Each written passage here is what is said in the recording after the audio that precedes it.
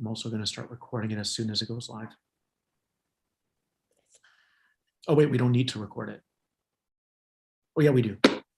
Are you recording it? No. Record it so then I can't record it. Record it so then I can post it. Start recording it as soon as it goes live. Let me just mute. Let me mute. Oh, wait, we don't need to. All right. There are people online. People must think I'm so crazy sometimes. And we shall record. Hello, everyone. Hello, everyone. So this is an unexpected surprise. Aren't they all? They all are, yes. That's how we roll. We are unscripted. And we are unedited. Untamed. Unperturbed. I was going to say unprotected, but we're protected. Ooh, yes. We are unfiltered. We are unfiltered. What else? Uncensored. Ooh, unapologetic. Unencumbered. What's that? It means like there's nothing on you, nothing bogs you down. You're just free. That's we are that. We are that. When we don't get slam dunked into the matrix. That's right. That's a good expression, by the way. Unencumbered? Yes. I'm going to type one thing. Or smackdown. Mm-hmm. Oh, yeah, that's good too. Smackdown.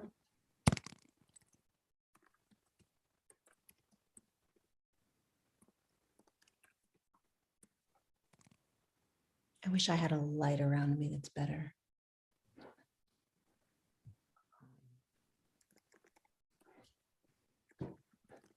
Oh, wow. Man, I feel like there's so much to talk about, but like nothing really matters. Mm-hmm. But there's so much to talk about. I feel like everything is happening so fast and like, I feel like everything is like. It's all. So fast. It's expediting. Yep. All right. So I'm really happy to be connecting with you tonight. I thought this would be a great time to do a month of May energy report, or you could say it's going to be a forecast of sorts, or what to expect, how to navigate the month of May. But do you want to start, or should I get the ball rolling, or how do you feel? You go ahead and get the ball rolling. All right. Well, one of the central messages I was receiving tonight was that a lot of people right now are in a state of limbo. So they're uncertain as to what the future holds. I kept hearing they're wanting things to go back to the way they were. So they're wanting to shrink down. They're wanting to go backwards. And I also kept hearing going back is not an option. And the other visual I was receiving was we're all leaving the harbor and we're sailing into the sea. And that's uncharted. I mean, we don't know what's going to be there. We don't know. So the unknown future and the unpredictable future can be quite daunting for a lot of us, because it can bring up that distrust that we have with the universe, that distrust that we have with ourselves, with your higher self, with your future self. And so it can be very scary. And I was thinking about how when people have been in prison for a long time, and then you unlock their chamber or their cell, and they leave, and then a month into being in that normalcy, they kind of want to go back to the prison, because that's what they were accustomed to. They became something in there. They probably made friends. They probably developed different bonds with people, and they felt at home. And I can totally relate to that, because sometimes when you're given freedom, you're like, what do I do with this? Or when you're starting to expand, you're wanting to go backwards. Yeah. As you were talking, I was seeing all these different levels of where humanity is at. So there are humans that have taken the jump and taken the leap and really like left their job or moved across country, finally left their partner that they've been trying, like they've been building it up, building it up, building it up for the past year, right? And like just like trudging through, and finally they did it last month. And so now they're entering into this month of, okay, how do I navigate this new way of being? I was also seeing people that were just beginning to awaken this month.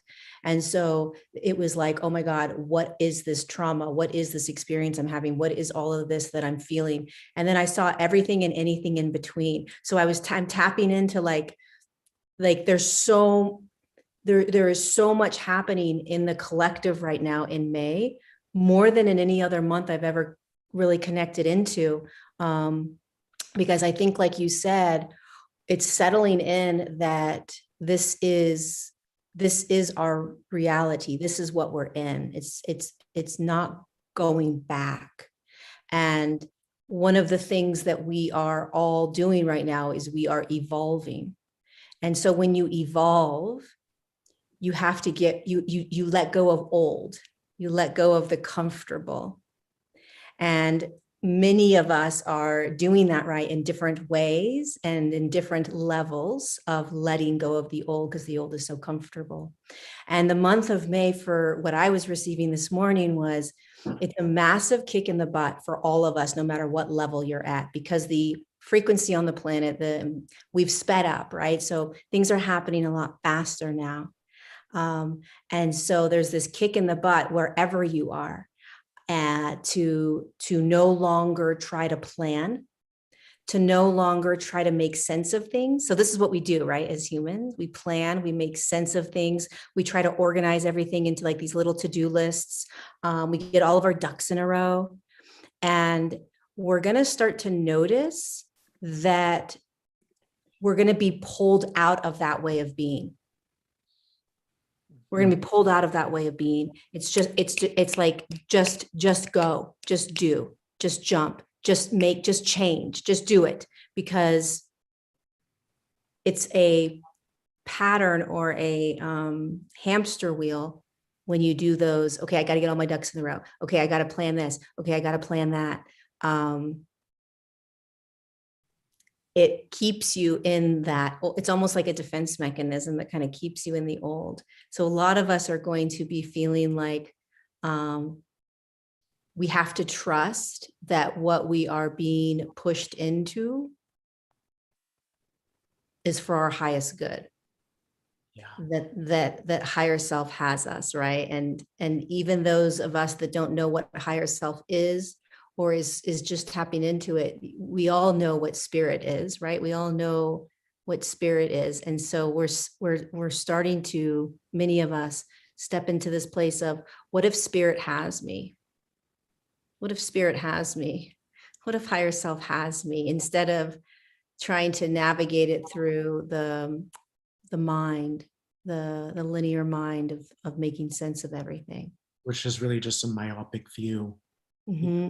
As humans, we don't always have access to that greater purview of consciousness, especially if we're being paralyzed by what we're analyzing. So we're being paralyzed by what we analyze.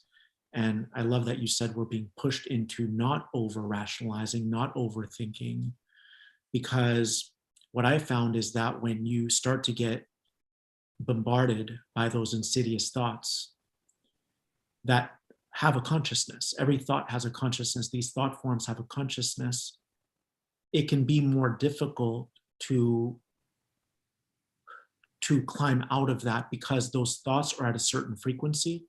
And then when you get pulled into them, then you're now dwelling at that frequency. And then you're fighting to get back to your native frequency of neutrality or whatever brings you joy.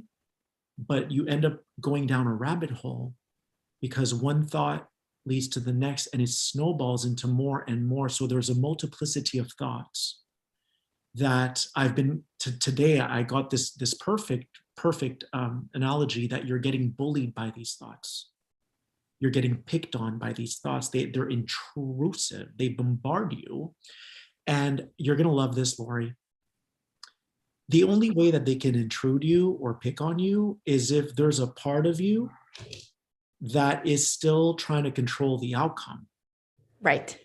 So you're basically shrinking yourself down because you're basically so psychic that you're wanting to let those thoughts know that you respect them, or you want to let them know that you're surrendering to them because they're more powerful than you when you're in that vibrational territory or in that domain.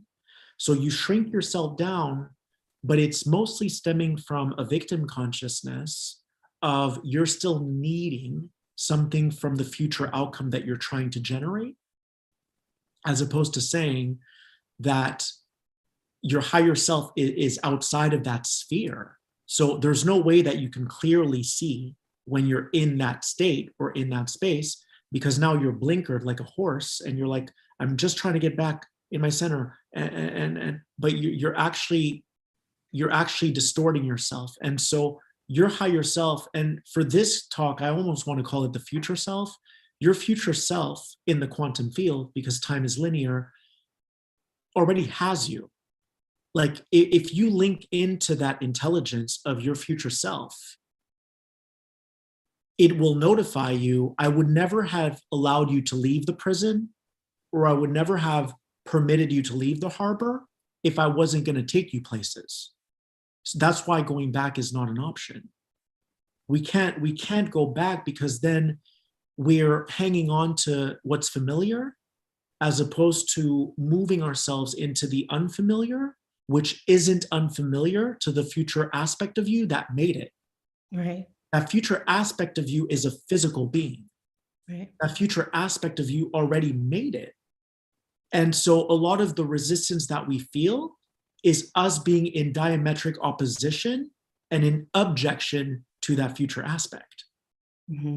So that's why we feel that way. That's why we feel like it's so loud in here and I'm getting flooded and inundated and attacked by all these wolves in my consciousness, because you're actually resisting the energy of your future self, and you're still appeasing and abdicating your own sovereignty to these wolves that are surrounding you, that are going to devour you, which they will devour you, because every thought form is just trying to get stronger. Every thought form is an eye for an eye. I'm going to eat you before you eat me. Like a lot of these thought forms that dwell in that frequency, they're in survival mode. So of course you're going to get brutally devoured by these wolves. And so the main message I'm getting from May is it's imperative that we really claim our sovereignty within an unseen field. Not only with humans, because as above, so below, as within, so without, you have humans around you every day and you set boundaries. You establish yourself as a sovereign being, but you also have to successfully manage to do that in the energetic realm, in the psychic realm, where the spiritual warfares happen. I think the key word is the unseen. So there's two things. The biggest, loudest message that's been coming in the last 24 hours for every human, I don't care who you are, what you're doing, what level of awareness you have, because again, this is all expediting. So it doesn't matter if you just woke up or you've been awake for 20 years, right? There is this necessity. I don't exactly know why. Maybe it's because of what is occurring in our world around us and what's going to continue to occur in the world around us. But our safety is our higher self, is our spirit, is our safety net is here. And, or you could even say to the future self, but the future self even feels like it's outside of me. So it's like the safety net right now for all of us is learning that our best friend is right in here, so that no matter what is occurring for you personally, or even outside in the world, you're going to be okay and you're going to be safe. And what that requires is, when your intuition or your resonance, your feeling, your gut is telling you to do something, you do it. You start doing it, right? Because what happens is if you don't do it, you're going to find yourself sort of like what you were saying, where there's all these thoughts that are like wolves that are going to control you. And then you're going to get into the cyclical pattern of trying to control your environment. When naturally, when you're home with higher self, when you're home with spirit, when you're home with the future version of you, you're not trying to control anything. You're completely safe. So if the wolves are coming in your thoughts, they don't have a grip on you, because you are understanding how to align with that aspect of you. So you're solid, you're good, right? And you're not trying to control. You're trusting that if I feel like I'm supposed to leave this job, then there's a reason for it. The higher version of me or my future self is calling me out of it. So the key is that how does the human start to learn how to let go of control and trust that there is an unseen world that they have to be in. We have to be in the unseen world. That's part of this. That's part of this evolution that we're going through. That's part of what this process is all about, is that you are stepping out of concrete absolutes and you're moving into a flow state where there is nothing concrete and absolute other than the absolute knowingness of who you are, and that you are always moving into higher versions of yourself, regardless of what is being shown to you. You're essentially switching on your multidimensional communication system, and you're interfacing and interacting with all these different thoughts. And you can tell when they're not in resonance with your truth. Right. You can tell when they're not in resonance with love. But the thing is, this is the caveat. This is where it gets so interesting, because if there's a tinge of victimhood in you, a tinge of it, and you're people pleasing these thoughts, which, by the way, these people pleasing these thoughts can be humans in your future, meaning they can be the humans that are going to approve your document, or the teacher that's going to make you pass your test or fail you. They can be all these humans. I've always seen thoughts as humans, but when you're home, you have to expand a different way. So you might expand through the thoughts that you receive, the thoughts that you dismiss, the thoughts that you let in, the thoughts that you learn from. So to me, thoughts are like people. And so these thoughts that you're interacting with in your mind, they can be equated to people in your future.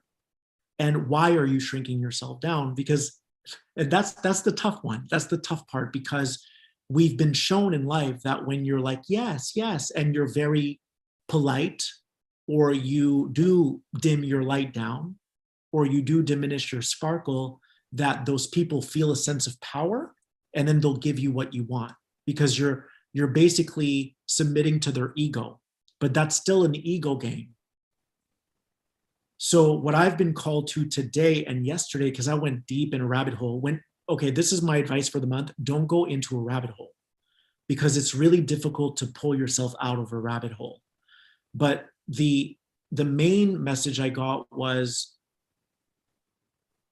you want to start aligning with people who don't need you to people please. You want to start aligning with people who are not in their ego and are going to give you a good grade if you're nice. You want to start aligning your reality on a conscious level, and be unafraid, and think of the service that you're providing to all of humanity by being courageous enough and by being strong enough to not falter, and by really holding your ground and standing firm in that. So you may not end up getting the outcome that you thought you desired, but you will get an even better outcome. Always. Always. You always do.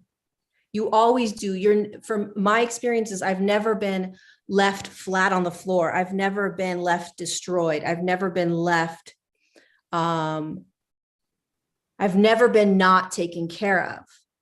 It doesn't mean that it pans out the way I wanted it to, but it always has panned out for my highest good, no matter what that is. Always has panned out for my highest good. And if you start to realize, this is like May May's like a crash course in like, Ooh. uh, it's a, it's a crash course in, what's the word I'm looking for? Um, I don't know. Coming back home to you, higher states of consciousness, evolving, becoming multidimensional, stepping out of victimhood, um, unconditional love for yourself. I mean, it is a crash course in all of these things that we talk about and all these things that we read. This month is going to rattle and like pummel us, kick us into it over and over and over again. So April was really kind of chill. It was a super fun month for a lot of us. And May is going to be, did you learn this? Did you learn this? Not learn like you got to learn, but like, did you get this? Did you get this? Did you get this? Did you get this? Right. And the biggest piece is if you guys, if you can, again, it doesn't matter where you are in your evolution or your state of consciousness.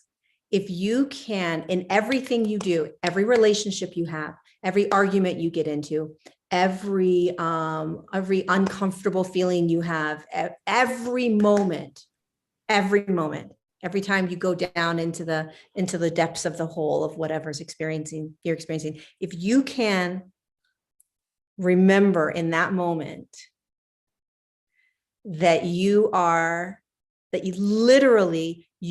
held, that literally in that moment of, oh my God, fight and flight, what am I going to do? How, if you, in that moment, if you stop and you say, wait a second, God's got me, or source has got me, or higher self has me, or my future self has me, because it's absolutely true. It's absolutely true. That's an absolute true statement. If you're having an argument with your boyfriend or your girlfriend and they break up with you and you're like having like massive heartache, right? Oh my God, what am I going to do? You go into fight or flight. Wait a second. Hold on. Everything's for my highest good. Number one. Number two, I am held. I'm held. I'm held. I'm held. I'm held. I'm held. I'm held. Over and over and over and over and over again. You will start to watch yourself go through life in an empowered state. That alone will empower you. That alone will pull you out of victimhood. That simple awareness will pull you out of any entrenched sort of system that you get stuck in. You get called into your boss and he's about to yell at you and say whatever he's going to do. Everything's for my highest good. And I'm held by God, source, light, higher self. Let's go do this. And you are instantly in an empowered state. Instantly. You don't even have to say mantras. You don't even have to like talk yourself into anything. Seriously, try it. It's like the moment you find yourself in, because we go into those fight or flight spaces, right? We've talked about this where you're like, oh my God, I've got to figure this out. I've got to control this. I've got to make sense of this. I've got to make this decision tomorrow. I'm not supposed to be in this relationship. I better get out of it. There's all these like this pressure that we put on ourselves. In that moment, pause. Everything's for my highest good always. And I am in the hands of God. I'm in the hands of my higher self. My higher self, which is me, is literally grabbing me and saying, girl, you got this. Let's go. You got this. Break down, but you got this. Let's go. Even if you break down, you're empowered. And that's stepping out of victimhood. And that's choice. Because think about it. If you are in a situation where you are fighting with somebody, or you're about to break up with a relationship is about to end, a career is about to end, I don't know, whatever's happening, right? And you're in anxiety and stress and worry, right? And you stop for a moment and you say, wait a second, what if what Lorie said is true? What if everything's turning out for my highest good, even though I have all these emotions of fear and anxiety and stress? What if my higher self or my spirit, my soul has me? So I'm not doing this alone, even though I feel like I am. Then you begin to choose. You literally start choosing how you're going to be in that experience. You start choosing. You choose. I feel like I love everything you just said. I was glued to the screen like, yes, this is soul food. This is balm to the soul. I feel like April was like an amplifier of how playful life is going to get. and it wanted to magnify. It was like a magnifying glass on how powerful we really are, and how indestructible and invincible we really are, and how eternal our soul is. So we felt unstoppable. And I feel like May, which is an M, is a immediate mirror. And in the past, because I want to break down this process, because I went down the rabbit hole yesterday and I was still in it today. It was heavy. It was very heavy. And the thing is, I really hear you on, like, we're in the hands of God, right? And in a minute, I'm going to ask you for your advice or tips you might have for people who are in the thick of it, because I knew all this stuff, Right. but I was getting tossed around like a salad in my mind. But I was toggling between browsers. One browser was my old approach. I'm surrendering and I'm going to allow, because remember, your intentionality definitely set the tone for what you want to receive out of that experience. So I've always been the kind of person, if I'm rattled, okay, my intention, I'm intending that my ego gets dismantled. In other words, I'm intending, because you can't really dismantle the ego, I'm intending that all of my falsified, erroneous programming gets uninstalled. So I'm surrendering and I'm letting this light kind of like break it down, or just like chop it up or mince it and get rid of it. So there's an intention of surrender, let go and let God. That's one approach. The other approach that I found myself in today was, I'm going to claim my sovereignty. And right away, I felt powerful. I felt like, I'm not going to let these thoughts bully me. Hell no. I'm going to do this for the entire universe. I'm going to claim the stake of my sovereignty within this field, or within this vibrational range that isn't my default factory setting. My default factory setting is, I'm like feeling so peaceful and so great. But there was still some force there that I was exerting or applying. Because when you think about anchoring in as a sovereign being, you still see the wolves around you. So it was still more of an active approach, but I felt the potency in it. I did feel the potency. And then I tried the third approach, which was, being sovereign is still a state. Being surrendered is still a state. I'm none of those states. I am the I behind those states. And right away, I saw my higher self. I saw my future self. And they said to me, you are going to suffer tremendously this month if you don't lock in with us, if you don't trust us. So in the past, I used to get away with all these methods and all these techniques, and now it's an instant ricochet effect. I'm hearing, May is your choice point. You're either going to struggle because you're not fully connected, or you're going to choose that I'm going to build my spiritual stamina, and I'm going to develop and flex this and stretch this muscle of my higher self, and my eyes are on my future self, and I'm in full trust. When you're in a relationship, you're not half committed. You can't half-ass it. You're either committed to love. When you're in a marriage, you're either committed to that marriage through thick and thin, through the ups and downs, through the highs and lows, or you're half committed and you're like, I have one foot in this pond and one foot in that pond, which is always going to invite more suffering. Because by having one foot in that pond and one foot in this pond, then you're decreasing your vibrational frequency, and then you start getting barraged by all these thoughts that dwell at the same frequency. Yeah. So I want to segue into my question for you. For someone like me who was really struggling yesterday and today, and I know who I am and I know how to raise my frequency, but I kept like moving and shifting into all these different states. The first one, the second one, and the third one.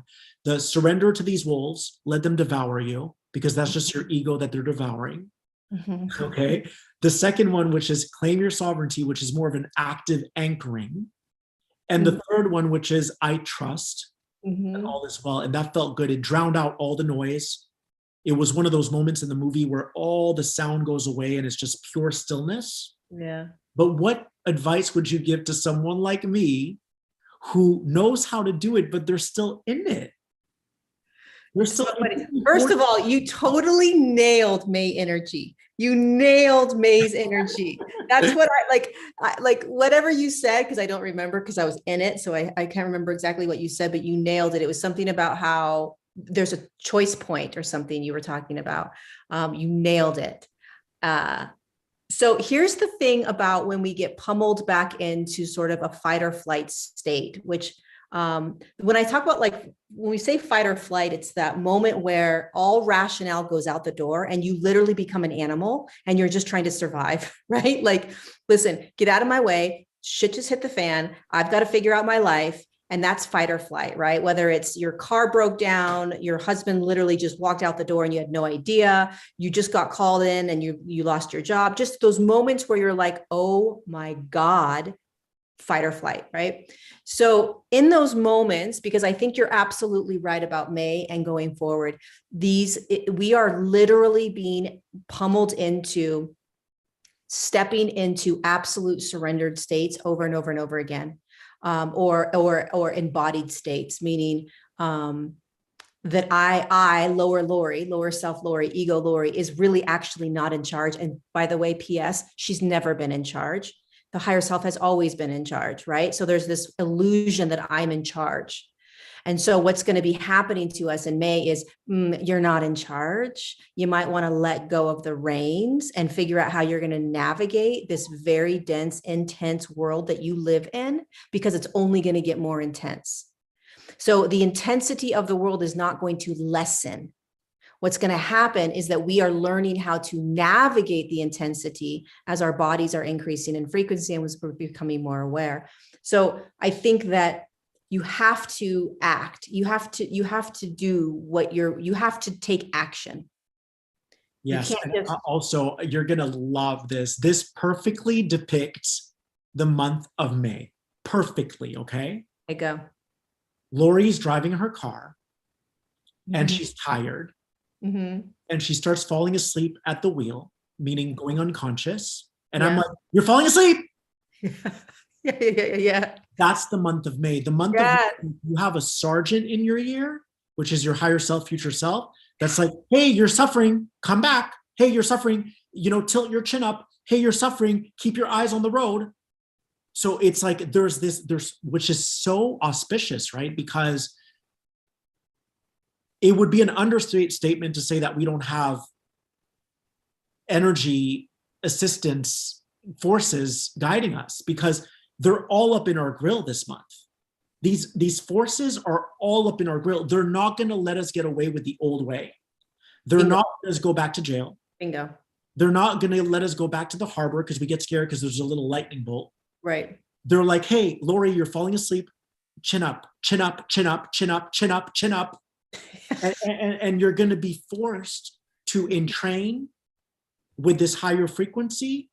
You're going to be forced to lock in to who you really are. It's just that we've been so programmed and so addicted to pain. Like the last 48 hours, I saw how addicted to pain I was, but I'm not, because that's not my usual state. Mm-mm. But while I was in it, I'm like, damn, of course I had to revisit this, because what it showed me was I still have a little victimhood in me. Yeah. I still have a little part of me that's like, ooh, but if I let these wolves devour me, maybe they're going to approve my green card. You see what I mean? Like I'm sending out an energy of submitting to other egos, and they're going to feel my energy. And because Oh, do you see what I mean? Like they're going to feel that I'm submitting and they're going to approve me. But the higher version of that is, Phil, why are you giving your energy to the ego when that's the very reality we're deconstructing? right. Why can't you be okay with them disapproving your green card and going to Costa Rica or Right. somewhere else? Like you have to trust in the greater plan this month. Yeah. Big time. And And they're like, right here, don't fall asleep. I'm right. yeah. Okay, see, you don't suffer when you're here, but you do suffer when you fall asleep at the wheel. Wow, that victimhood piece is fascinating, because that is why people stay in victimhood. There are these patterns and these ritualistic ways of cause and effect. So if I do something in that victimhood state, I know I'm going to receive something. For instance, if you are always complaining about something, you know that you're going to get the money returned, or you know that you'll get your dinner refunded to you, or you know that somebody's going to call you and be like, "Are you okay? Is everything okay?" There's this repetitive behavior that you are playing in that victimhood, and you get what you want. You receive what you want. So in victimhood, there are probably many, many millions of humans that don't find anything wrong with it necessarily, because they are receiving what they want. And I feel for them, because it's not their fault. The system is riddled in corruption. Yeah. I mean, it is a fact that a lot of teachers will give you a good grade if you suck up to them. 1000%. That's the kind of system we're living in. But here's the thing. I also want to draw this distinction, or the differentiation, between my real life and then this energetic life that I experienced the last 48 hours. In my real life, I don't do any of that.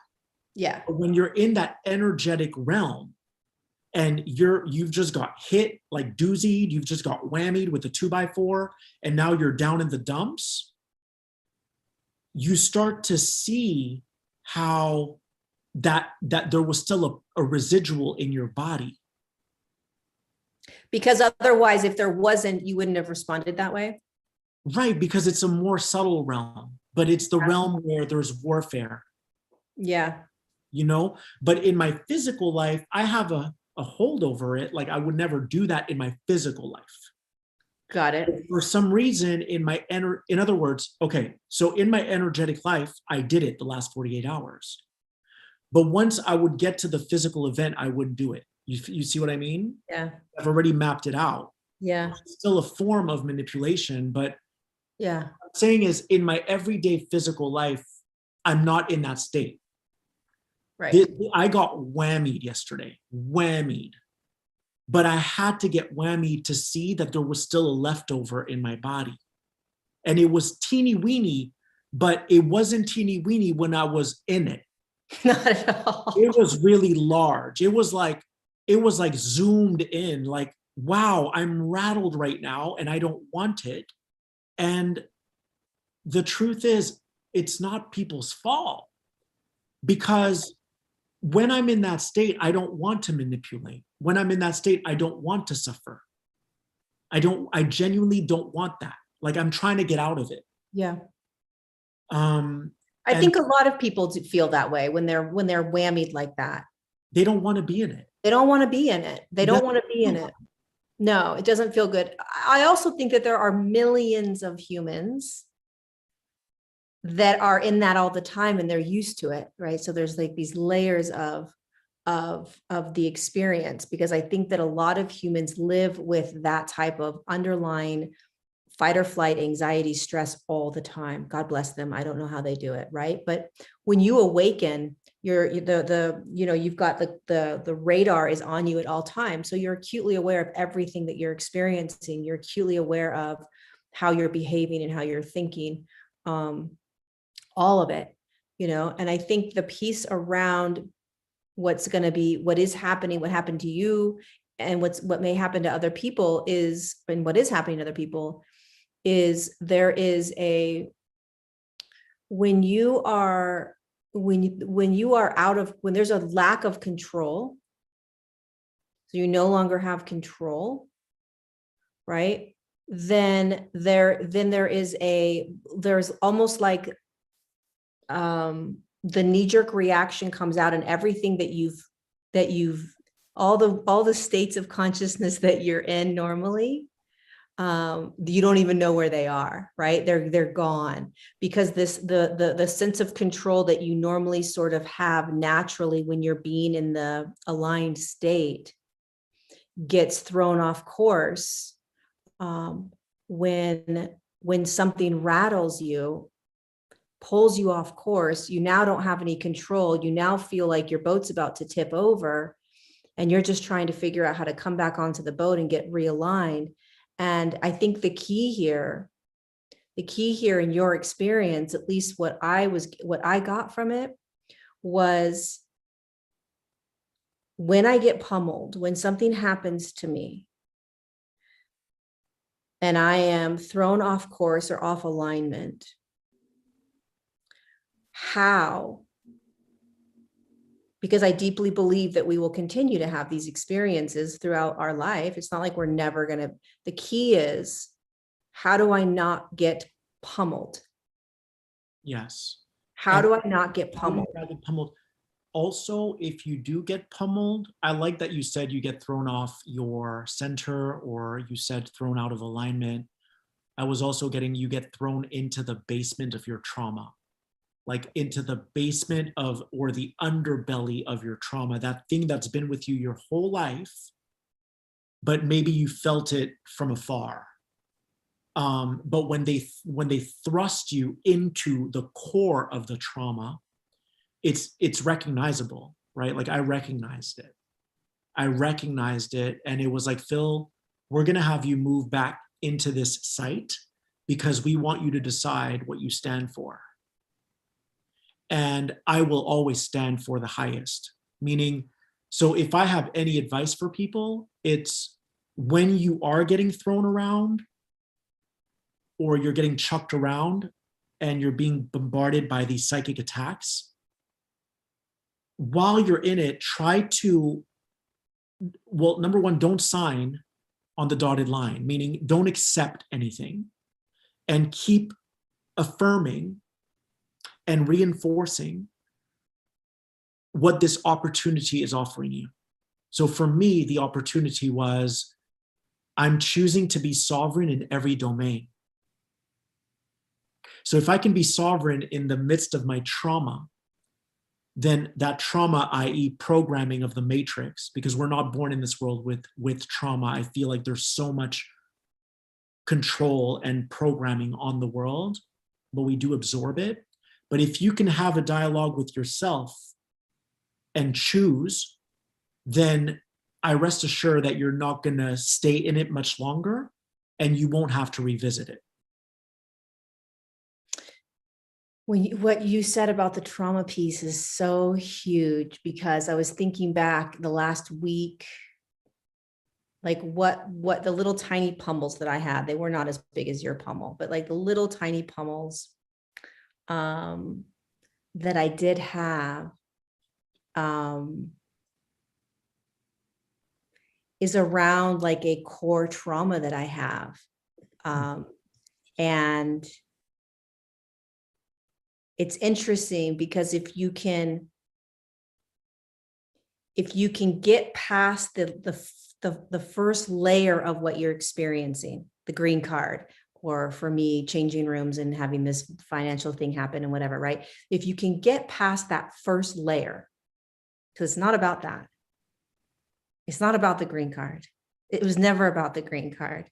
It was never about any of that. It was about the underlying ways in which we are being and how we are being asked to be. And so if we can get to those, if we can get past the first layer, if you can pause in the experience long enough, right? So you don't just start moving around and trying to change and do everything, but you sit for a moment. I like that. You're pausing in the experience. That's really deep. I like that. Yeah, you pause in it, right? Because like for my experience, it wasn't a drastic experience like yours, but you know, one of the experiences, like let's just say my whole laptop died when I was doing my writing my book, right? The initial response is, oh my God, go to the front desk, figure out how you're going to get another computer. The initial piece is figure it out. Figure it out. That's the fight or flight. Figure it out. And my higher self said, stop. Just pause. Pause. Do not do fight or flight. Pause right now. Right. And I paused and she says, none of this matters, right? Like it's all none of this matters. You're good. So now, this is not easy for a lot of people because it all depends on what you're going through, right? So I completely understand that, but it can be you can do this in any situation, if you pause right in the midst of the fight or flight, the car breaking down, whatever it is, and you do your best to tap into some aspect of you that isn't the ego, some other piece of you that is bigger than you, and you stop trying to control it, you'll find some layering below the surface level experience. And most likely, you will either tap into the trauma of it, right? Oh my God, this is what I normally do. Oh my God, this is how I normally react. This is how I normally respond. Oh my God, I've done this my whole life, right? Great, you can keep doing it. There's no big deal. Or you can choose to step into a state of surrender, empowerment, choice, and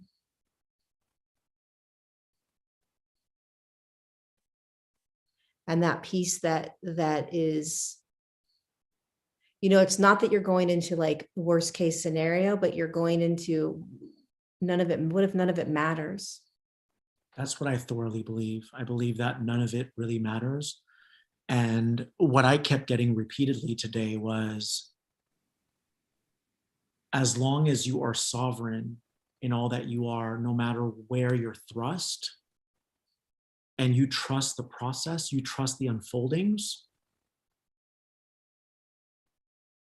you will always, always yield the highest result. Always, that's key. Because you're shining light, no matter which dimension you step into. And if you want to be a true master, you can't skip a dimension. If you want to be a master, you have to say, okay, I'm confronted with something right now, but I don't even feel it because I always feel the same no matter where I am. That's a master. You can be in heaven, you feel amazing, you feel great, but you can also be down here and you're unaffected. That doesn't happen overnight, but I think that's the goal, if there is a goal, is to be unrattled, is to be unaffected, is to be unfazed by all of it. So May's a really interesting month. I really feel like this is boot camp. I feel like this is time to decide what you want your life to mean, because you can keep playing the same old game, but you're always going to generate the same result. It's going to look different, but it's still going to carry that same frequency.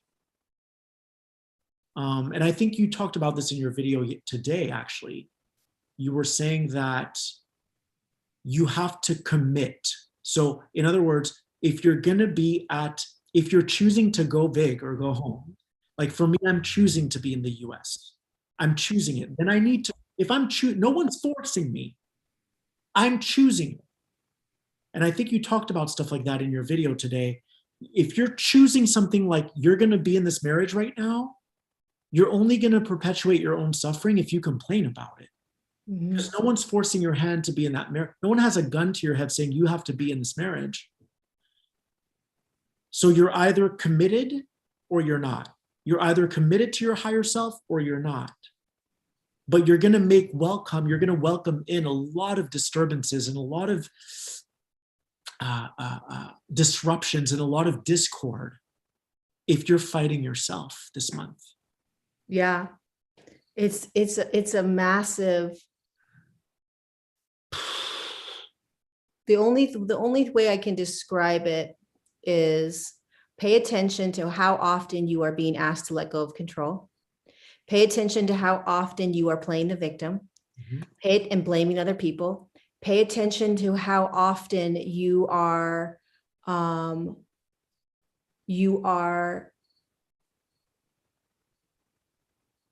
ignoring what your intuition is telling you. Be acutely aware of how often you're ignoring what your intuition is telling you. Because here's the thing. If you are in any situation in your life right now that is making you unhappy and miserable, but you have these reasons for being in it, you can easily step out of victimhood and into creatorship in that experience.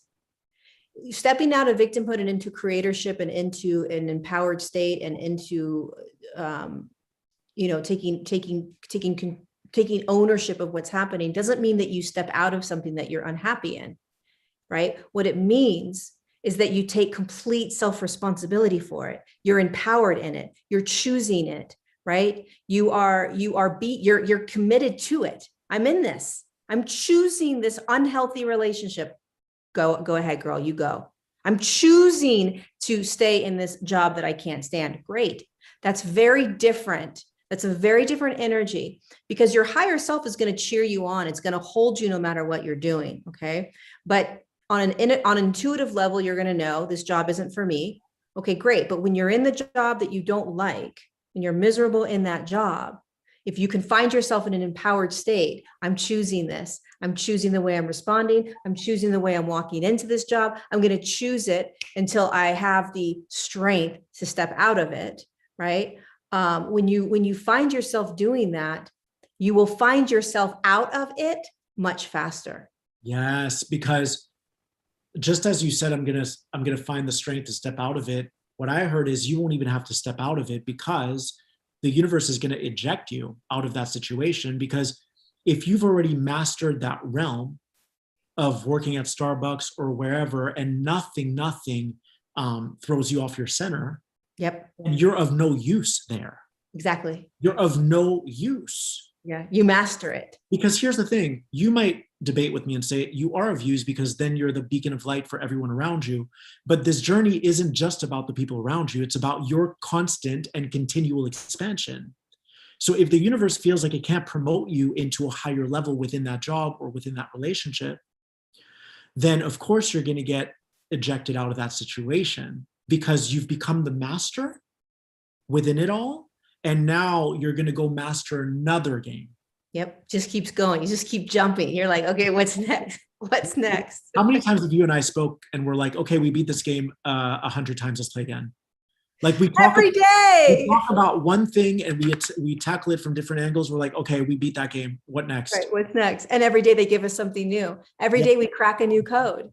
That's Every day we crack a new code. We've been cracking codes non-stop every night for like 2-3 hours. And I'm like, I want to go live, but this is more important right now. Yeah.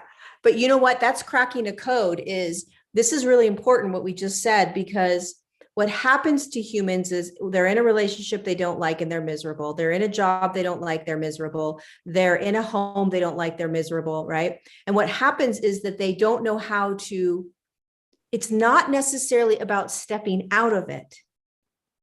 It's about mastering it.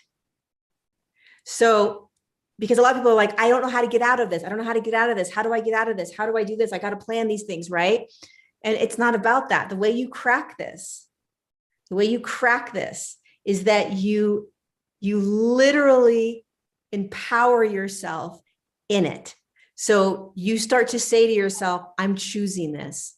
I'm choosing this because when you start doing this, you're not going to stay in it for very long. You will get ejected out, right? So it's almost like you're becoming the Jedi, right? And so you're like, I know how to play this game. I'm in a relationship I can't stand, but I can't seem to get out of it yet because I'm afraid, or I don't have the money, or I don't know where I'm going to go. Okay. So step one is you start to recognize that this is a choice. I'm choosing this. I'm choosing this. Every day you say to yourself, I'm choosing this. And then watch how your ego is going to say, no, you're not. You're not choosing this. You have no choice. Come back to I'm choosing it. I'm choosing it. I'm choosing it. Then you start to choose how you are going to respond in it, how you're going to feel in it, how you're going to think in it, right? You start becoming empowered in it. Because then as soon as you do that, you're going to find yourself elevating out of it. You're not going to be stuck in it. You're not going to be tied to it. You're not going to be in like the spider web of it, because you're going to start to find yourself recognizing what the whole thing is through stepping out of victimhood, through empowerment, through choice. And then you're going to be like, holy cow, I'm way up here. Time to go. Chink. And you're going to exit out without a plan, without any idea, because you're going to grow out of it. I'm getting that when you outgrow it, anything that you master becomes an illusion. Exactly. It's an illusion when you're in it. You just don't realize because you're in it. Everything feels real when there's fear. Yes. Everything feels so freaking real Yes. when fear is in the mix. Yes. But everything feels so illusionary when you beat every game. Yes. So true. On it. Like It's so true. a virtual reality game feels real if you hold trauma in your body. By the way, I've put those goggles on before and I had people shoot at me and I felt my trauma. Yeah. Like it's Yeah. real, like it felt real. Yeah. But when you master a game and you outgrow it, it's not real anymore. Oh, so really what this is you're mastering fear. You're actually mastering fear. You're mastering fear and you're indirectly teaching it that there's a better way. Right. Because at the bottom, at the core of why you're not leaving, the core of why you're not leaving the miserable job, the core of why it's fear. There's a fear underlying you staying in something that you don't want. Period. Yes. You can break it down, you can make all the excuses you want, but at the end of the day, it's fear that is tying you to whatever situation you're in that you're miserable with. So you're just cracking the code of fear. So you're basically like, if I know this, yes. then I'm going to become the creator above it. Yes. And then if you can think of fear as a consciousness that's neither benevolent or malevolent, it's neither mean or good or evil or angelic, the fear is going to keep you bound to that situation until you crack the code. So you might resist being at the same job or being in the same relationship or living in the same country. That's because you think that where you live is real. You think that you're really unhappy. That's an illusion, right? It's what I mean is it, you know what I mean by an illusion? Like you think that living or being in that relationship is horrible. Like to you, it's so real that it's horrible. You're caught in an illusion though, right? But you can't see that you're in the illusion. When you're a master, you don't even play with those illusions. Right. You're done. And Or you learn. you do it consciously. Yeah. Right? Like I think people like Martin Luther were advanced beings and they probably didn't feel a lot of what was happening. They were in the illusion, but they weren't caught in the illusion. Right. Their feet weren't stuck to fear. They were the pioneers. Yeah. They were the map makers. They were the trailblazers. That's what they were. They were the leaders. So let me ask you a question. Yes. If you didn't have any fear yesterday or today,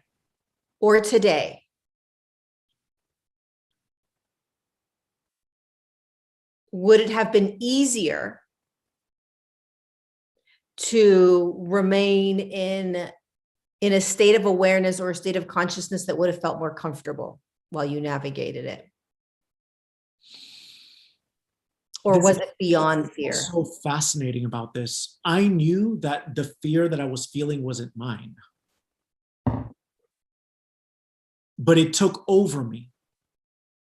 So the fear had to bind me to that radio station because there was a code I hadn't cracked yet. Right. There was. So that's what I mean. Like the fear, maybe the fear didn't want me to crack the code. I don't know. But I see everything as one. Yeah. So the fear and higher self are two sides of the same coin to me. Yeah. Love and fear are two sides of the same coin. And the goal is to become the coin because then you're the master. Yeah. So the fear, I was communicating with the fear because I wanted to understand, why can't I exit this? Like, what do I need to extract or what do I need to glean from the situation? Yeah. I'm so good at like being in this higher state, but this was more significant. There was more depth to what I was experiencing.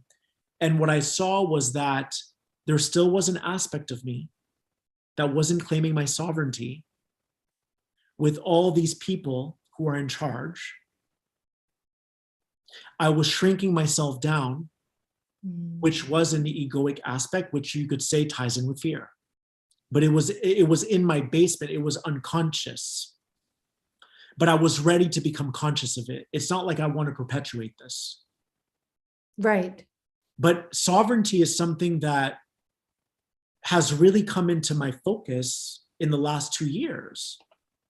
So once you move into the game of sovereignty, then you might have to revisit every level and apply sovereignty. Does that make sense? Absolutely, 1,000%. Because Yeah. sovereignty is a really challenging one for people to. I actually think embodying and being with higher self is easier than sovereignty for a lot of people. Sovereignty requires. Let me try to. How would you describe sovereignty? Well, sovereignty to me is a little different than embodying higher self or surrender. Yeah, 1,000%. There's definitely an anchoring feeling, like I'm cementing it into my body. So when I'm claiming sovereignty, like today I saw myself with all these wolves around me, and all of a sudden it was like vroom, and everything just drowned out. I am sovereign. This is my body. This is my mind. This does not feel good to me. I'm claiming it. But it's definitely more of an active energy. Yeah. I'm pulling it down and I'm pulling it in. Yeah, sovereignty to And I feel the me. transformation in my body as I'm doing it. Like Yeah. when I'm holding that sovereign stance, sorry, I didn't mean to cut you off. When I'm holding that sovereign stance, there's a real time solidifying in my body that's happening. It's like you have armor on all of a sudden or something, right? Like sovereignty to me is like I all of a sudden just put the shield down.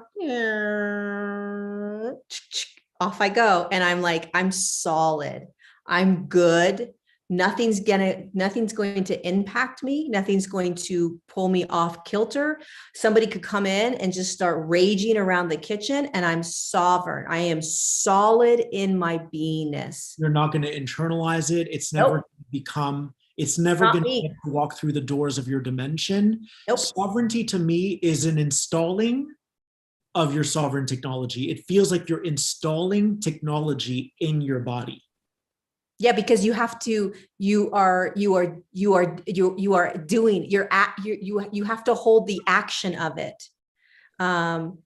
It's an action state, sort of. Well, let me ask you this. This is a good question. Why do you think that there's an action to it, an activeness to it? Because there's an awareness around holding it. It's almost like you have to be consciously holding it. Yes. Otherwise, you could be susceptible to the armor going down a little bit, right? So there's this, for me, there's a constant actionable awareness that I'm in a sovereign field. It's so subtle, right? Because there is I got it. yeah. I got it. And what I was going to add to that is when your armor starts to come off of you, then you're susceptible to the contrast in the world, to the fear, to the corruption. Yeah. You're susceptible to all the egos that are playing small. 1,000%. So the reason why sovereignty has an activeness to it, like an active energy to it, is because it's in contrast. Yeah. It's in contrast with what's going on around us. And we're designed to be able to, I mean, this piggybacks on everything that we've been saying, because we are designed as human bodies, or in human bodies, to be sovereign, i.e., we can walk into any war, any battlefield, any argument, any fight, any corruption. We can walk into any of it. It's all energy. We can walk into any of it, and we are sovereign, meaning we are not impacted by it. So if you take sovereignty and throw it into what you've been experiencing, right?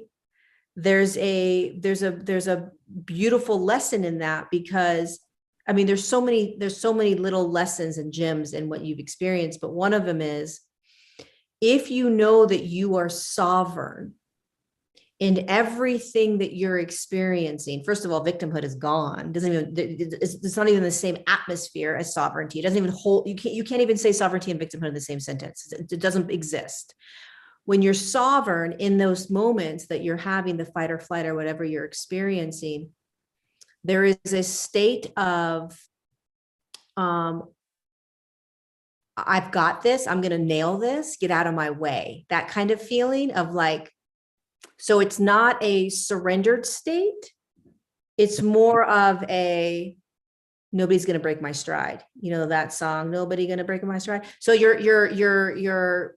know that you're good. You know that you've got this. Whatever this is, I've got it. By the way, I had already beat the game of surrendering to all that. Like, I've been devoured by many wolves, but I did it with grace. Yeah. Because it's remember, it's all about intention. So if you don't see thoughts as bad and you allow yourself to get devoured, you're just collapsing your old ways. You're collapsing your old identities. So Right. I had already beat that game. Yeah. So I had to come back to the game and braid it. I had to, there's the braid of the surrender, which I'm used to, which is why I keep going back to that, because I had mastered that game. Because you tap into your vulnerability, you let people in. And then there was another braid of sovereignty now. And then the third braid was, I trust my future self. That's a choice. And it feels different than sovereignty. Very, very. Trusting your higher self or your future self is highly, highly unlike sovereignty. So I had three braids. I had the surrender, and it was so annoying because I was going back and forth and back and forth and back and forth. But I think the main pieces for me were the sovereignty. And then obviously we always come back to trust. I think the biggest piece that I got from your experience was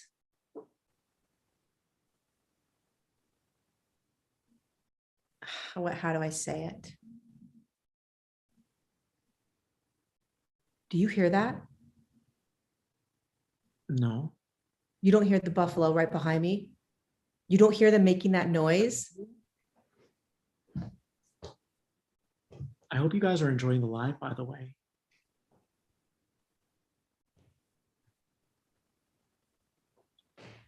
Oh my God, you can't hear? No, is They're it right? like, they're right there and they're like snorting. Are they telling us like we should wrap up? No, they're just enjoying. Wait, so what I got the most out of it was, if I find myself in a situation that Phil is in, I'm going to learn from Phil's experience, and I'm going to practice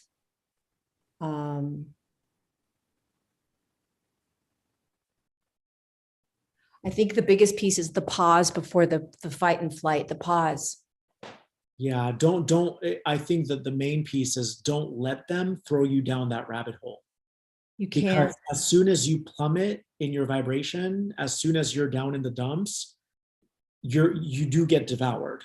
You have to stop it before you get thrown down there. You have to catch it in time. And then the other thing is, sovereignty and trust go hand in hand, because once you claim that sovereign stance and you're like, I'm always gonna serve the highest.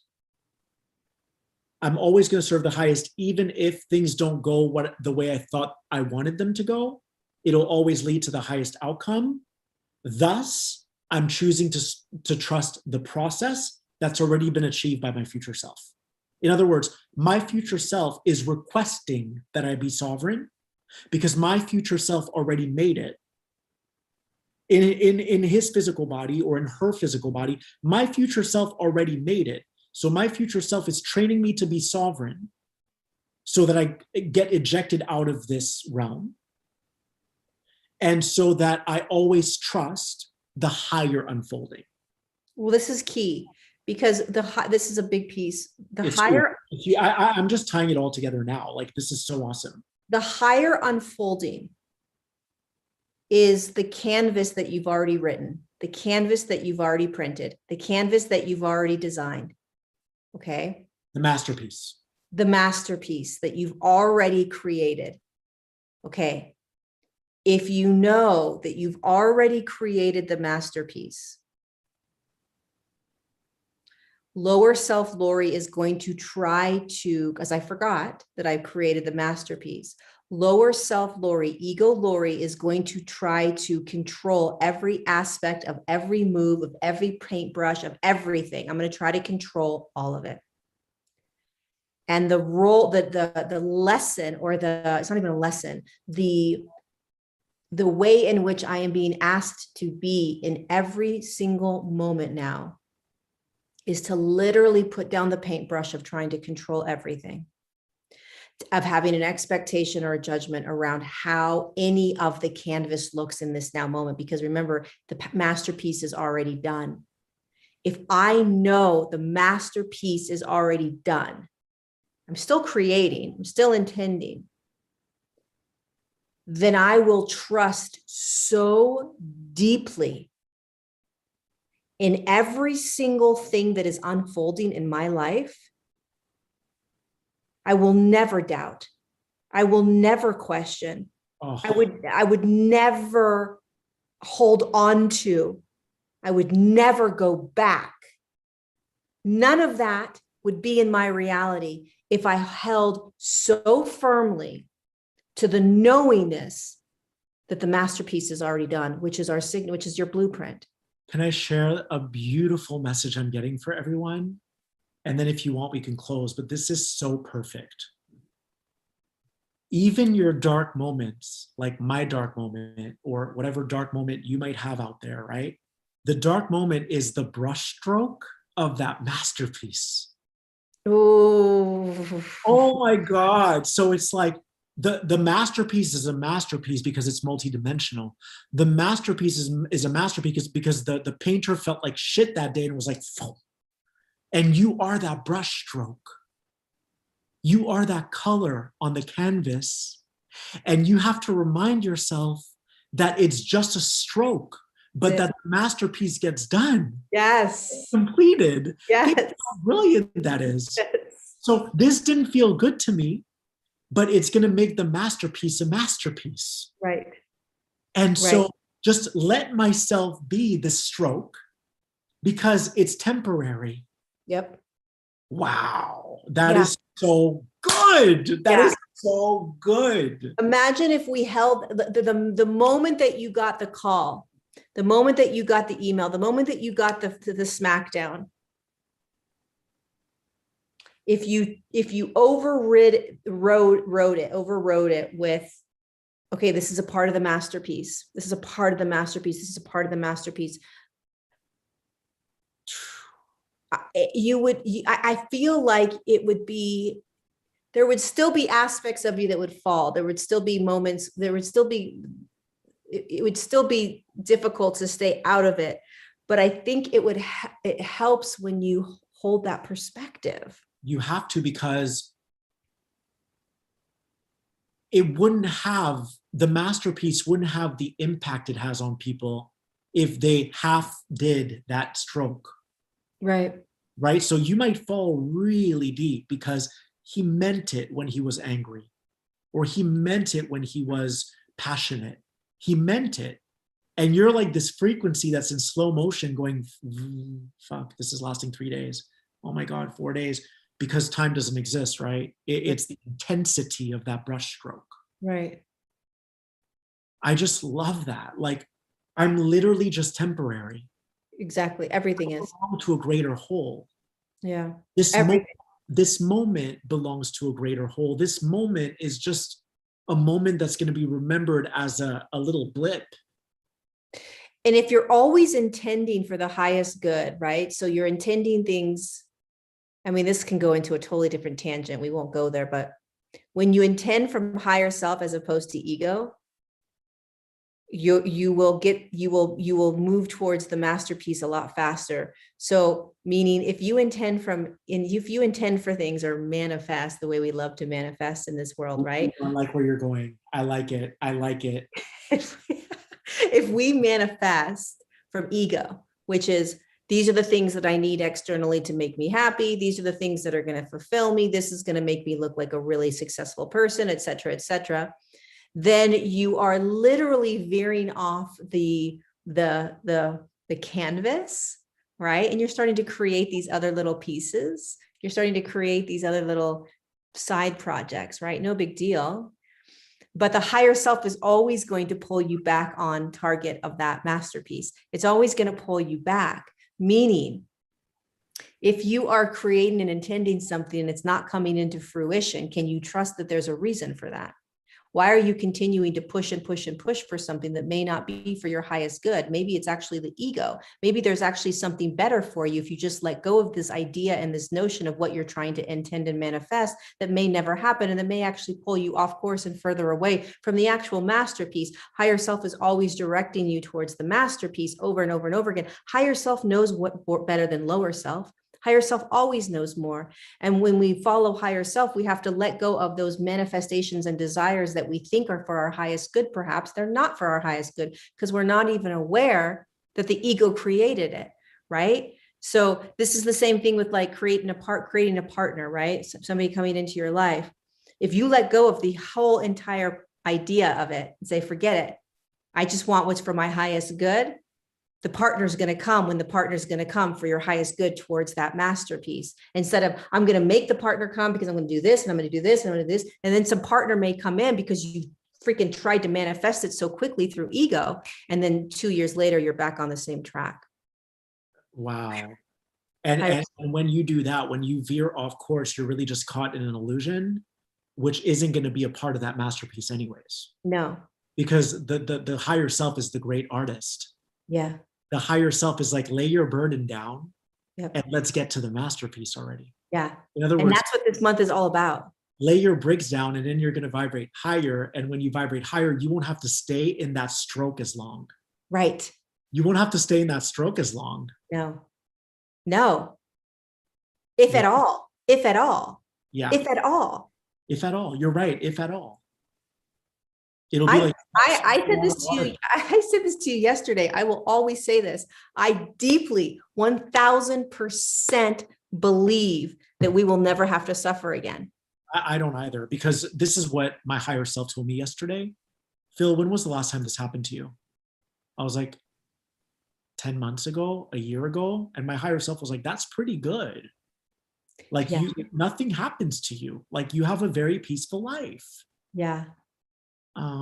So I think we need to give ourselves a pat on the back. Everyone in this room, start being kind to yourself, especially when you're in that, because if you're gentle with yourself, at least you're observing what's going on and all these different fluctuations that you're experiencing emotionally and mentally. I'm always kind to myself. So even though what's happening to me is highly uncomfortable and sometimes disturbing, I'm gentle with myself and I'm like, let's figure this out. Let's solve this puzzle. So yeah. Yeah, the last thing you want to do is beat yourself up when you're in it. Oh my God, that's like fanning the flames. If you beat yourself up and you judge your experience, you are going to exacerbate everything. So anyways, I want to thank you, Lorie. And can I please give your donation link, because you're like, this is amazing. And I feel like if anyone, by the way, I also say to people, we don't expect anything ever. We just appreciate it. But Lorie's donation link is paypal.me/LorieLad1. So paypal.me/LorieLad1. And mine is feelgoodlife.com/donate. feelgoodlife.com/donate. You guys, I thank you so much for being here with me and with Lorie, and we appreciate you so much. And we love you. We love you. I call them Care Bears now. I know. I love that. I love it so much. Awesome. Well, you know what's so great about the Care Bear is the Care Bear has the heart, the light that comes out of the heart. Yes. Yeah. Every Care Bear has the light that comes out of the heart. Yeah. Oh, where is it? The belly? Wherever. Yeah. And it's like, Choo! I know, it's so cool. The light comes out. All right, you guys, I love you. We love you. We'll be back with more soon in another video. We love you. Thank you for being here.